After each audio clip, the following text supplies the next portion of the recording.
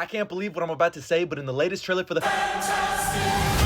we got an insane reveal that gave me a brain blast because it's a huge hint at where Avengers Doomsday is going, as well as connecting everything that happened with Kang the Conqueror with the Fantastic Four and Robert Downey Jr.'s Dr. Doom. And you know me, if I get crumbs, I'm gonna make a full course meal. And I'm telling you, this theory is really gonna shock you. And either way, me and you know what we gotta do, we gotta talk about it. So throughout all of the trailers and stills released for Fantastic Four First Steps, they've made no bones about showcasing just how intelligent Reed Richards is in this universe and how responsible he is for most of its inventions. He's probably one of the main reasons why this retro-futuristic 60s is thriving the way it is. And it looks like he's responsible for not only the creation of humanoid experimental robot B-type integrated electronics, my bad, Herbie, but also most likely the Fantastic Car of the Baxter Building. And thanks to interviews with the executive producers of Fantastic Four, we know that Reed Richards is also going to be using cannons to attack Galactus, which if we hit that zoom and enhance, I'm assuming it's this big thing right here behind the Fantastic Car. And the creatives also revealed that in Fantastic Four First Steps, we're going to explore how different universes and worlds come and connect together. And don't forget when Reed Richards was getting his Oppenheimer on, and here's the thing, you can't convince me that his arm isn't stretching on this side of the board. But if you hit that zoom and enhance, it looks like he's trying to create some type of travel through dimensions or universes or throughout space. He's most likely trying to create the MCU's version of the bridge, which allows you to travel through dimensions, universes, multiverses, etc. And I know what a lot of you are probably thinking, man, this guy yaps a lot. Sammy, what are you trying to tell us? First and foremost, patience is a virtue. Second of all, anything worth having is worth waiting for. And third and most important, attention spans need correction. But now here's where things get really interesting, because in the latest trailer for Fantastic Four, if you look in the background, this little computer/device, it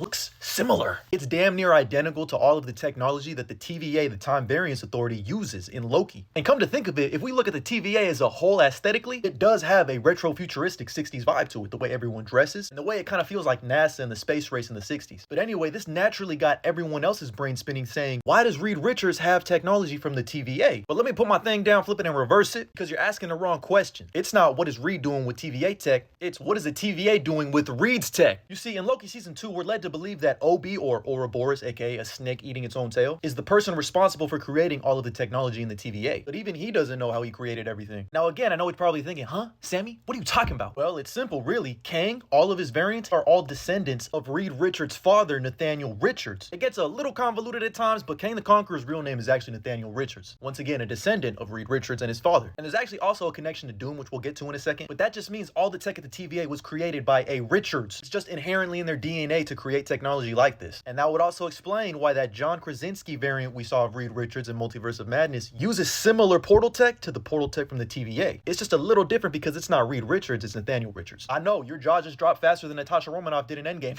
Sorry, I had to, my bad. Too soon? But now it's time to take it a step further with the whole Kang stuff. Because even before we got the news that Robert Downey Jr. was going to be Dr. Doom, I always thought that maybe the MCU would try to do something different with Kang's origin and his connections to other families, and instead of having him be a descendant of Reed Richards, he would be a descendant of Tony Stark. I mean, it definitely feels like that's the way they were headed with this line specifically. When you mess with time, it tends to mess back. You'll see they were planting little seeds. And, you know, obviously with the whole firing of Jonathan Majors as Kang and pivoting from Kang's storyline to Dr. Doom's storyline in Doomsday, in case you don't know or you forgot, Avengers Doomsday was originally supposed to be Avengers the Kang Dynasty. It was also supposed to come out this year, but obviously they had to change a bunch of shit when all that happened. But I always said, and I still feel like, elements of whatever Kang storyline was supposed to happen, Kang Dynasty, are going to be adapted for Doom in Doomsday. And Doom and Kang have a very interesting dynamic in the comics. You know, at one point Doom thought he was related to Kang. They've teamed up on multiple occasions, have betrayed each other on multiple occasions. Even one of Kang's variant, the Scarlet Centurion, was inspired by Doom's armor. I said, hold on, that motherfucker got that shit on. Let me put that on too. Now, I don't know if the MCU's version of the Scarlet Centurion got the drip memo,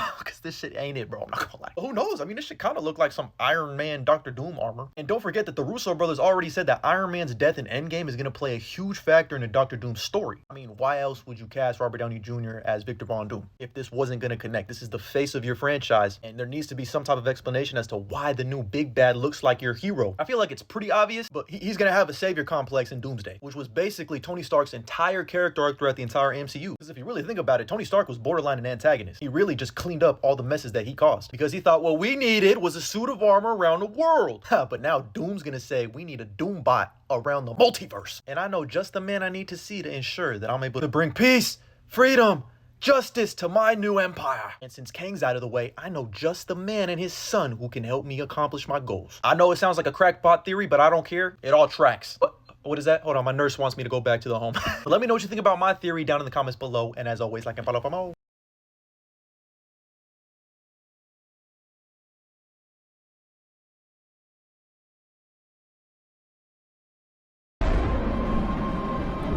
Fantastic. The Fantastic Four is the world's most famous family.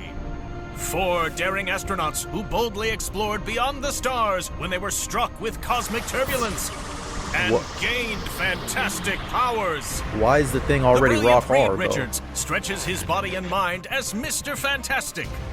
His partner in heroism and love, Sue Storm, projects powerful force fields and disappears from sight as Invisible Woman. Sue's brother Johnny Storm lights up the sky as Human Torch. And teammate and family friend Ben Grimm is The Thing, a rocky powerhouse with a heart of gold.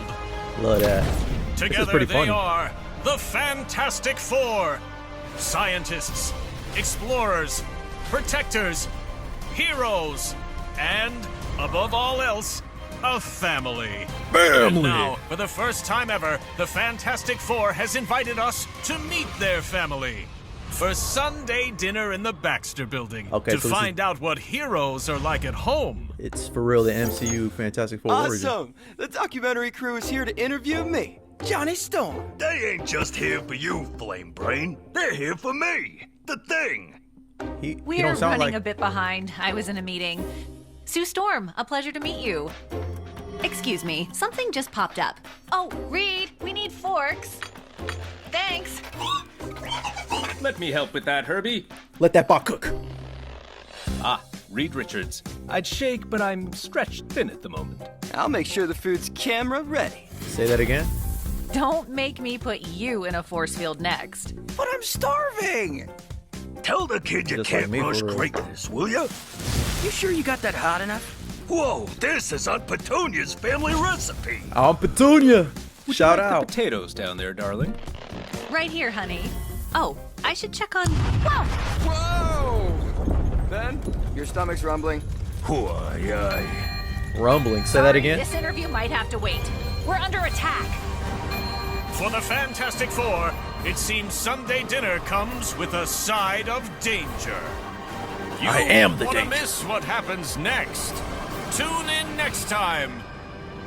Okay, so that obviously I'm a little confused though, because they were going up into space and the dude said they got their power. That man was already rock hard when they were going up into space. And he has the voice change, so something tells me that this is the cartoon that Ben was referencing in the second trailer that we saw, where he's like, say the thing, and he's like, that's not something I actually say, it's only in a cartoon. I'm assuming this is the cartoon in their universe that is based off of them, because it is the Fantastic Four from the MCU. We see Reed Richards with a mustache, they're wearing the same suits, we even saw the Baxter Building, so it's kind of their origin, but it ain't really their origin. That's kind of funny. I wonder why they put this out. All I know is this clip was fantastic.